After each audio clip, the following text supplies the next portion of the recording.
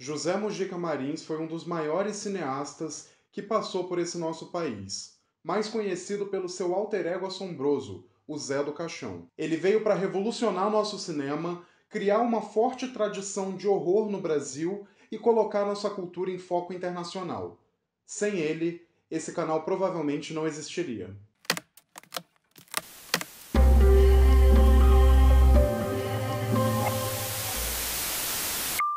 Olá! Sejam muito bem-vindos ao Fita Maldita, eu sou Gustavo Fiô e no vídeo de hoje a gente vai conhecer uma figura soturna, sombria, cheia de desprezo pela humanidade e esquecida por Deus e pelo diabo. Sim, a gente vai falar um pouco sobre o Zé do Caixão e sua primeira aparição nos cinemas, À Meia-Noite Levarei Sua Alma. Mas antes da gente se embrenhar na mente desse coveiro maldito e fugir dos crentes, não esqueçam de curtir o vídeo, se inscrever no canal caso vocês ainda não sejam inscritos, ativar o sininho para receber todas as notificações, compartilhar com seus amigos para trazer mais almas pro Fita Maldita e me seguir nas redes sociais que estão linkadas aqui na descrição.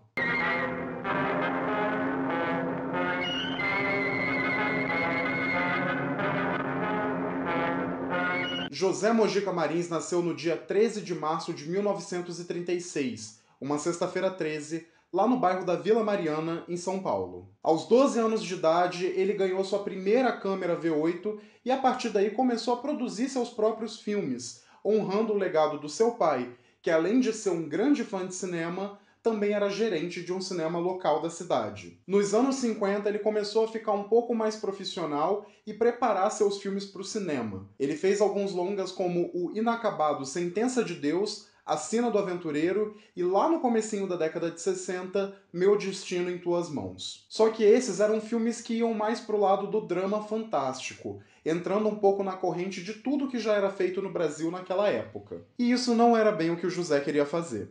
Em 1956, ele criou sua própria escola de atores, juntando várias pessoas que queriam trabalhar mais profundamente com o cinema. E apesar de ter pouquíssimos recursos e fazer tudo naquele jeitinho brasileiro, ele logo ia criar um personagem que ia se tornar mundialmente reconhecido, principalmente quando o assunto é ícones do terror. Zé do Caixão nasceu em 1963, depois de um sonho que o Mujica teve, onde ele era arrastado até o próprio túmulo por uma figura sombria e misteriosa. Logo ele começou a desenvolver esse personagem e pensar em criar uma história para que ele pudesse protagonizar um filme. Um ano depois, essa criação renasceria nos cinemas no filme À Meia-Noite Levarei Sua Alma.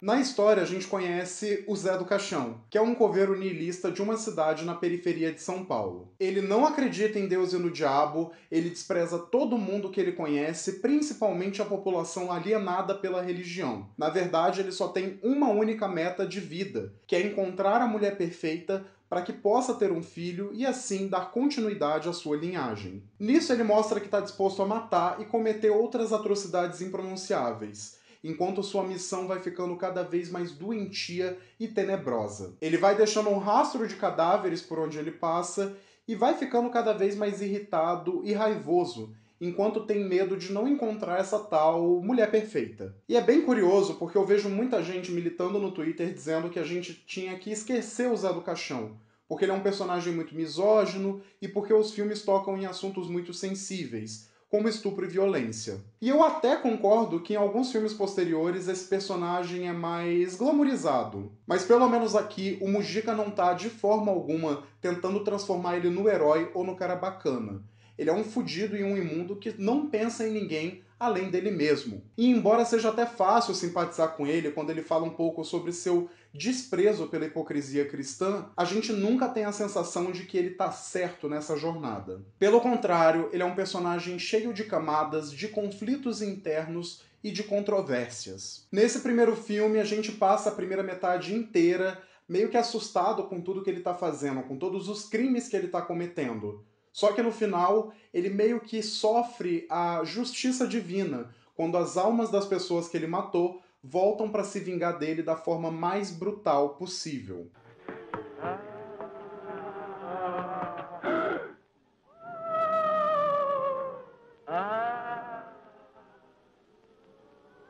E isso pra mim é sensacional. Eu gosto muito da complexidade desse personagem e de como José Mujica meio que abraçou ele e se incorporou no Zé do Caixão. Ele foi um personagem muito importante para o desenvolvimento do terror brasileiro e eu acho bem incrível como o próprio visual dele é bem marcante nesse sentido. O Zé do Caixão tá sempre usando vestes pretas, uma cartola meio sombria, uma capa, além de ter, é claro, suas unhas longuíssimas. O Mujica originalmente se inspirou em monstros clássicos, como o Drácula do Bela Lugosi, mas aos poucos ele foi inserindo alguns elementos de personagens e de entidades do folclore e das religiões brasileiras. E o mais curioso disso tudo, originalmente ele nem queria ser o Zé do Caixão. O plano dele era só dirigir esse filme, que seria protagonizado por outro ator. Ele só queria trazer esse personagem para o mundo. Mas com as dificuldades no set, já que naquela época ninguém produzia filmes de terror no Brasil, ele acabou vestindo de vez o manto. Usando atores da sua própria escola e fazendo tudo da forma mais improvisada possível, o Mujica criou essa história arrebatadora, cheia de efeitos especiais para a época e que assombrou gerações por muitos anos. E, por outro lado, o Zé do Caixão acabou se transformando nesse símbolo absoluto da maldade. Já no começo do filme, a gente vê ele matando a própria esposa e dando uma cantada na mulher do seu melhor amigo.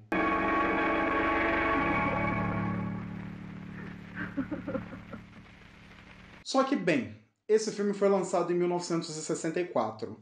E eu não sei se vocês estão muito ligados, assim, na história brasileira, mas nesse ano a gente tinha um pequeno probleminha no nosso país. O golpe de Estado que deu origem à ditadura militar, que duraria mais de 20 anos. E embora esse primeiro filme não tenha sofrido tanto com isso, o Zé do Caixão acabou sofrendo muito. O Mojica em si nunca foi um cara muito politizado. Ele nem sequer sabia qual que era a diferença entre direita e esquerda, no caso político. Mas ainda assim, os filmes dele eram vistos como uma afronta à moral e aos bons costumes. Por isso ele acabou tendo muita dificuldade em algumas das suas produções. Por exemplo, a continuação desse filme, Esta Noite Encarnarei no Teu Cadáver, que saiu em 1967, teve que passar por uma grande reestruturação do final para poder agradar os milico. E teve também O Despertar da Besta, ou O Ritual dos Sádicos, que foi um filme que passou muito tempo nas mãos da censura e só pôde ser lançado em 1983, mesmo já tendo sido finalizado em 1969. Então já dá para perceber que esse rolê de calar a nossa cultura e apagar a nossa arte não é de hoje, né? Ficou claro? Então bola pra frente. A Meia-Noite Levarei Sua Alma virou um clássico, e o Zé do Caixão também se tornou uma grande celebridade brasileira, com uma fama inexplicável. Ele participou de programas de TV, fez comerciais e lançou vários produtos licenciados do seu próprio personagem. Só que nem sempre foi assim. Quando o filme saiu, bastante gente assistiu. Apesar da estreia limitada a poucos cinemas, as filas davam voltas em quarteirões e as pessoas estavam bem empolgadas de ver um filme de terror que era essencialmente brasileiro. Só que a crítica ficou bem dividida.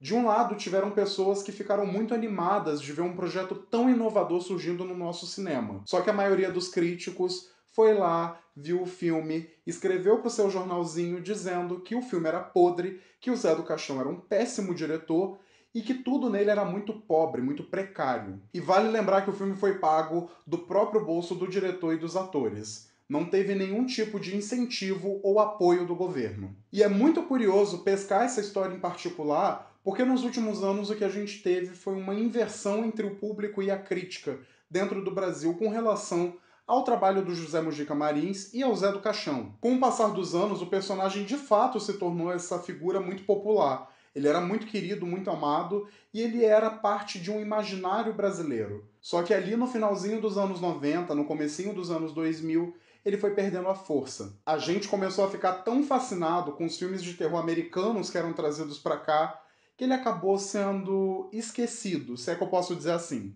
E a crítica que lá atrás tinha falado mal dele e dito como ele era precário, passou a valorizar muito mais a genialidade e a inventividade de um cineasta que fez tanto com muito pouco. Enquanto isso, o Zé do Caixão se tornava um grande ícone lá fora, nos Estados Unidos e na Europa. O filme era exibido em alguns festivais internacionais e lá ele arrancava aplausos e gritos de adoração do público. Lá fora, ele inclusive tem seu próprio nome adaptado. Enquanto aqui a gente conhece ele como Zé do Caixão, a gringalhada chama ele de Coffin Joe. Engraçado, né?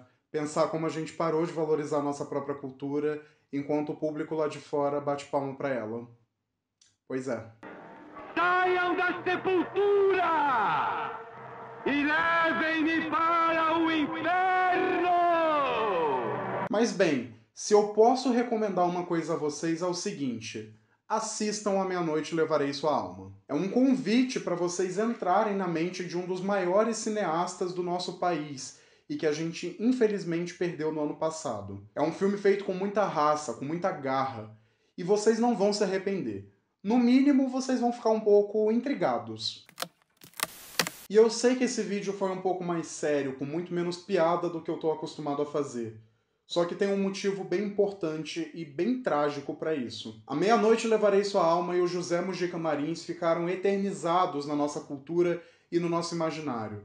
Mesmo que a população não se lembre tanto dele, é fácil você encontrar esse filme aí em uma cópia digital, se é que vocês me entendem. Só que esse é um caso e a gente tem dezenas de cineastas, artistas, atores, enfim, diretores que nunca tiveram a oportunidade de ver suas obras ganhando essa revisão cinematográfica. E na última quinta-feira, dia 29 de julho, a gente teve um grande incêndio em um dos galpões da Cinemateca Brasileira, lá na Vila Leopoldina, em São Paulo. A gente perdeu 4 toneladas de filmes, muitos dos quais a gente nem sabe quais são, porque não foi realizada e nem divulgada uma auditoria pública desse acidente. Muitos desses filmes não tinham cópias digitais, era só o registro físico, e tudo isso se perdeu.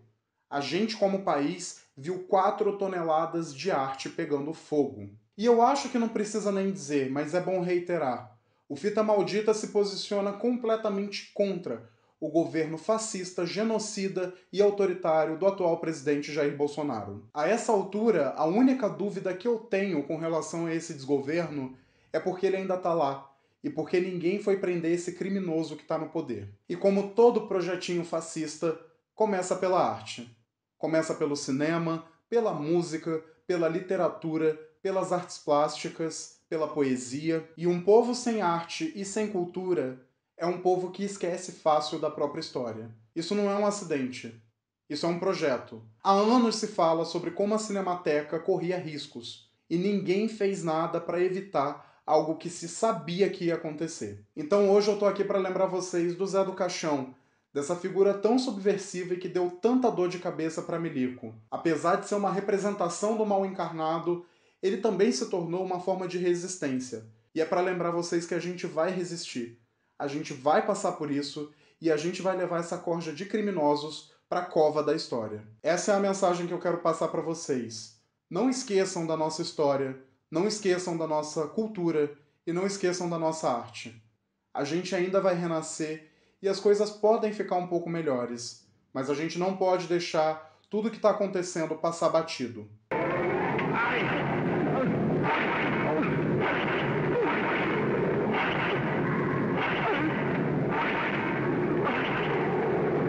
Bem, esse foi o vídeo sobre A Meia-Noite Levarei Sua Alma, e eu espero que vocês tenham gostado. Eu quero saber se vocês já assistiram mais filmes do Zé do Caixão. Vale lembrar que esse filme deu início a uma trilogia oficial do personagem, por mais que ele tivesse outros projetos. Depois desse a gente teve Esta Noite Encarnarei no Teu Cadáver, de 1967, e Encarnação do Demônio, de 2008. E eu pretendo falar desses filmes aqui e de outras obras também, tanto do Mujica quanto de outros diretores e autores brasileiros. Então não se esqueçam de compartilhar esse vídeo e o canal para que possa chegar até mais gente. E deixem também nos comentários recomendações de outros filmes e artistas nacionais que precisam ser lembrados. Me sigam nas redes sociais e se lembrem, eu vejo vocês muito em breve. O que é a vida? É o princípio da morte. O que é a morte? É o fim da vida. O que é a existência?